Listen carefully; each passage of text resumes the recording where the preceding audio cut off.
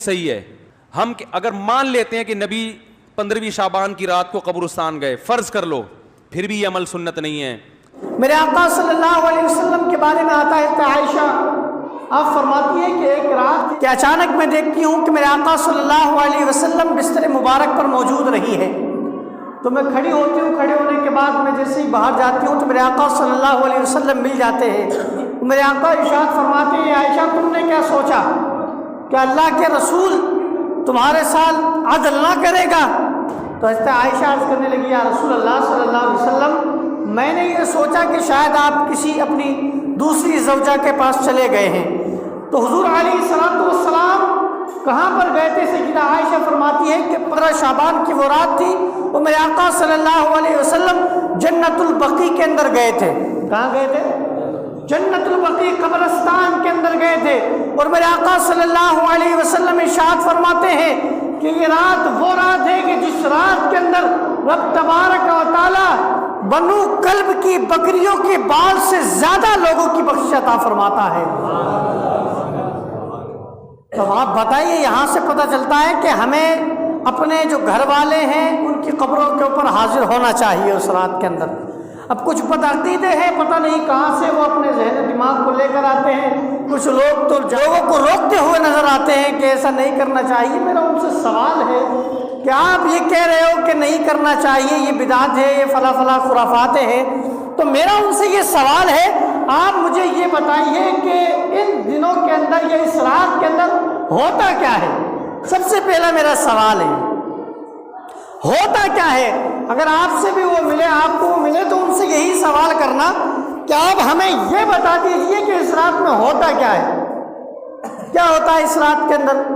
لوگ نفل نمازیں پڑھتے ہیں، لوگ اللہ کی تسبیح بیان کرتے ہیں، لوگ تہجد پڑھتے ہیں، لوگ قبرستانوں میں جا کر قرآن مجید کی تلاوت کرتے ہیں، اپنے بزرگوں کو ایصال ثواب کرتے ہیں. بہت سے لوگ مسجدوں میں بیٹھ کر کلام مجید کی تلاوت کرتے ہیں. تو اب آپ مجھے بتائیے یار کہ سارا کا سارا جو کام ہو رہا ہے وہ نیکیوں والا کام ہو رہا ہے، تو پھر یہ خراب کیسے ہو سکتا ہے؟ پھر یہ غلط کیسے ہو سکتا ہے؟ تو پتہ کیا چلتا ہے کہ کچھ لوگ ہمارے معاشرے کے اندر ایسے بھی موجود ہیں کہ اگر کوئی لوگ نیکی کی طرف آئے تو ان سے وہ نیکیوں سے دور کرتے ہوئے نظر آتے ہیں، وہ لوگوں کو نیکیوں سے بھٹکاتے ہوئے نظر آتے ہیں.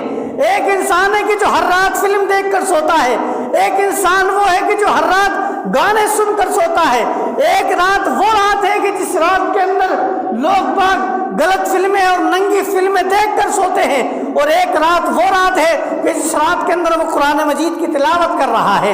ایک رات وہ رات ہے کہ جس رات کے اندر وہ اللہ کی بارگاہ میں کھڑے ہو کر نماز پڑھتا ہوا نظر آتا ہے.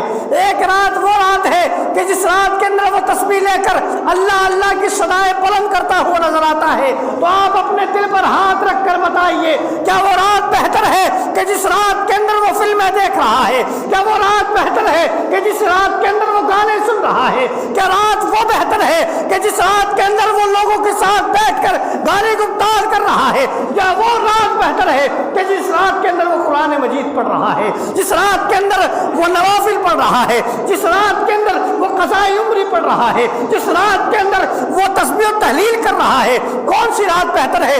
آپ خود فیصلہ کر سکتے ہیں، آپ خود فیصلہ کر سکتے ہیں.